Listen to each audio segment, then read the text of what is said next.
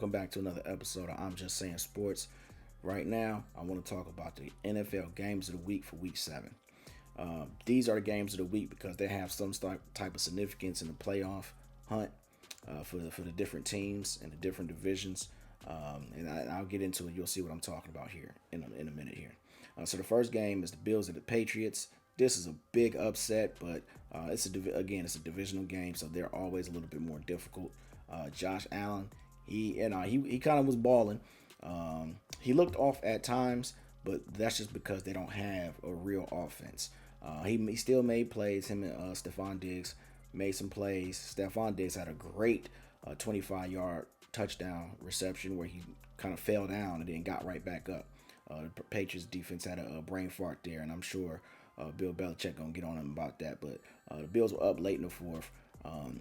Mac Jones looked like an NFL quarterback. He threw 83%, just under 300 yards, 2 touchdowns, no picks. Again, very efficient, very NFL quarterback like. He led the game-winning touchdown drive, had some big throws, put the throws in a good spot so the receivers can make a good catch and run after the catch. Got some good yak yardage, and it ended up with Gesicki big body in the game-winning touchdown. With I think under 15 seconds left. The Buffalo Bills need to figure out this run game. They just have zero run game. They put too much on Josh Allen. If he's not throwing the ball, again, he's going back to that running the ball and trying to play the hero and make every play. That's not going to work in the long run, and we've seen it hasn't worked for them because they have failed to meet expectations. They only had 81 total rush yards this game on 24 attempts, and I saw a stat where they're 0-3 when they rushed for less than 100 yards this season. So the Buffalo Bills definitely need to address this run game, whether that be in the trade, whether that be on the waiver wire or something. But they need to address that run game ASAP.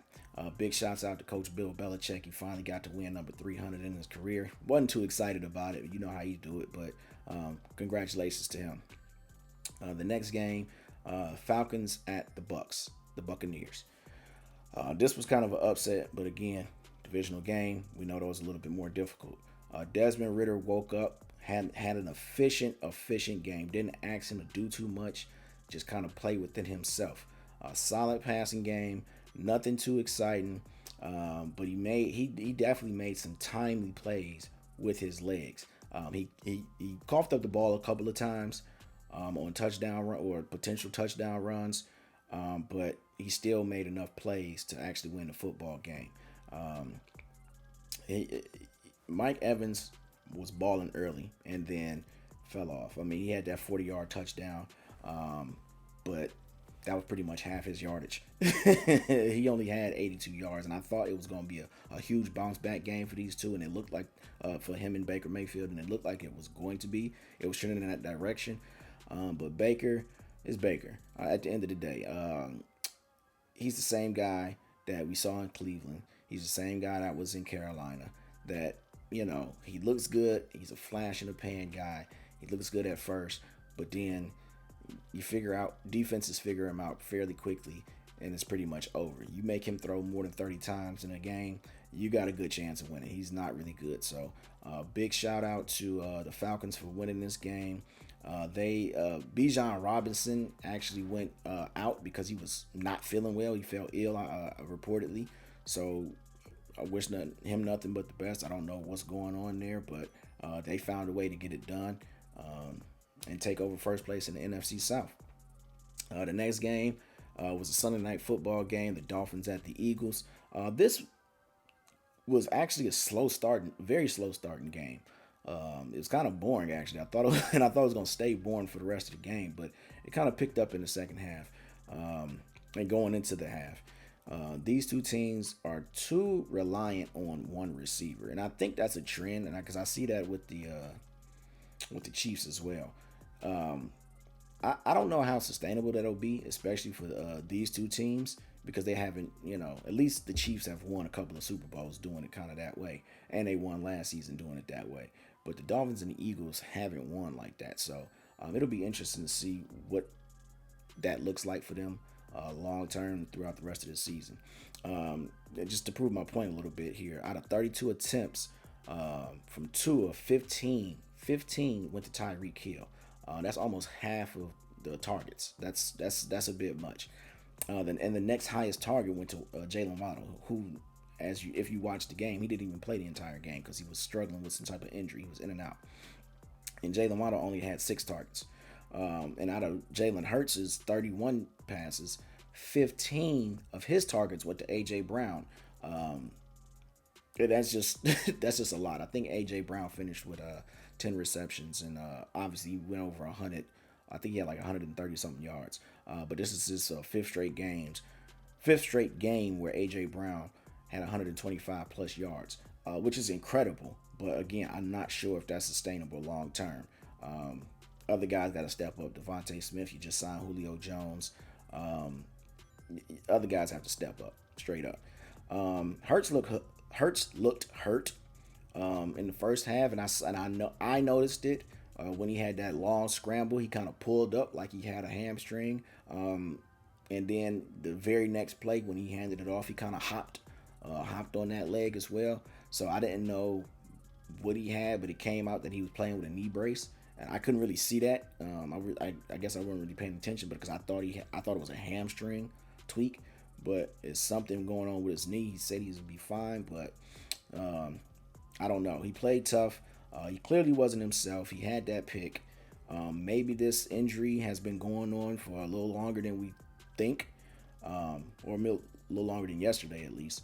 But we'll see. We'll see how that pans out for him this season. Hopefully he can stay healthy because they need him. The Philly defense came up big time. Dolphins, they might be a little overhyped because both losses that they suffered this season were against playoff teams. One in Buffalo, and then obviously again last night. And they had a close one against the Chargers in Week 1 where they only won by 2. So the Dolphins, I think they need their defense. They need their secondary to step up. I know they're missing. They were missing what's the boy name? Xavier Howard, and they're missing Jalen Ramsey. So hopefully those guys can come back ASAP and solidify that Dolphins secondary because it's definitely needed. The last game, which was probably the most entertaining / controversial in my opinion, Browns at the Colts. Obviously, I'm a homer. I'm a Browns guy. So I have to talk about this one a little bit. Watson, he got injured.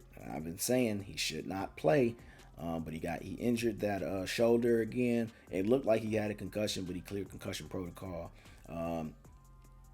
Coach Stefanski did the absolute right thing and sitting him down for the rest of the game after that second series. Because even before he got hurt, he didn't look good at all. He was 1 for 5 for 5 yards and an interception.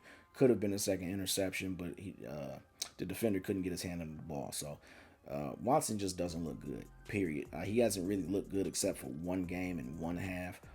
One game against Tennessee earlier this season and that one half against the Washington Commanders last season. He hasn't looked good. He fleeced the Browns. I'm just going to put it out there. He fleeced them. The Browns, the vaulted defense, the number 1 defense in the league this year, got exposed pretty bad on all facets. It wasn't just one thing. The secondary was getting cooked by Gardner Minshew. I'm talking about over 300 yards. Yeah, he had an interception, and yeah, he had 3 fumbles. But, that's expected of Gardner Minshew. But giving up 300 yards to Gardner Minshew, Josh Downs had a breakout game of the season. 125 yards, touchdown, 5 receptions. 5 receptions. Balling ain't the word. Jonathan Taylor and Zach Moss combined for 132 yards on the ground. This Browns defense got to tighten up. I think they had their aggression used against them, and I knew that was going to happen at some point. I just didn't think the Colts were going to be able to do it. But the Browns still found a way to win. Myles Garrett, hand him the Defensive Player of the Year award right this second. 2 forced fumbles by him. Strip sacks. He did it all. A blocked field goal. He was just all over the place. I mean, give him the Defensive Player of the Year award. This is the Myles Garrett that we've been waiting for the past 7-8 years. He's just doing it all. Dustin Hopkins came up huge for the Browns. Came up with 4 big time field goals, and one was a 58-yarder. I think that might either be his career high or tie his career high, but that was huge because they only won by 1 point, 39-38. Yes, there were some controversial calls at the end of the game. One was the hold, or there was the holding call on the defender, which negated the fumble by PJ Walker, and then the second one, the first one I agree with. I mean, it was clearly a hold. But the second one was very iffy. I'll admit, even as a Browns guy, that was iffy. The pass interference call in the end zone against when the defender was guarding DPJ, Donovan Peoples-Jones.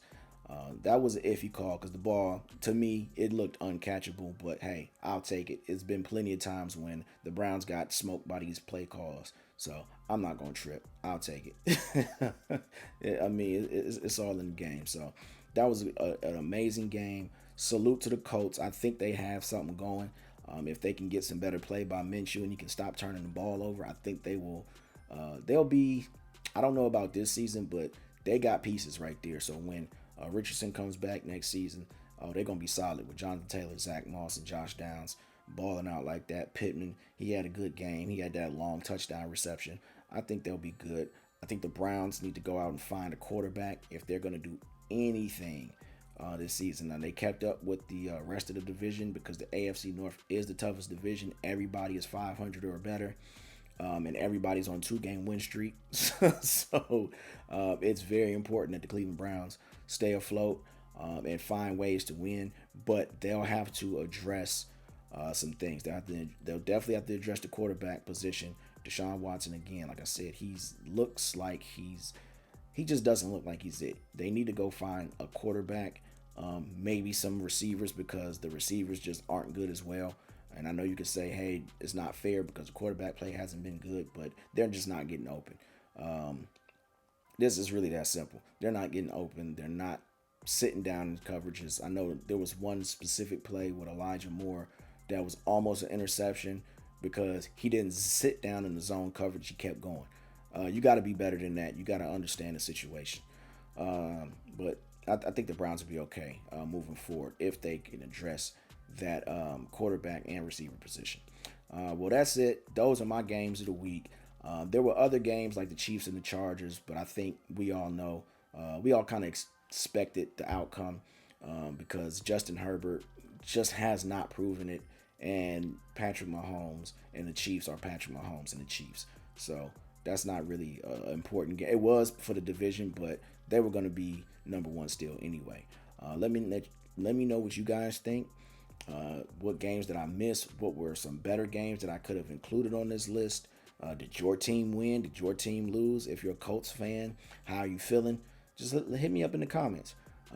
Be sure to like, be sure to subscribe, turn that notification bell on, and I will see you later. Peace.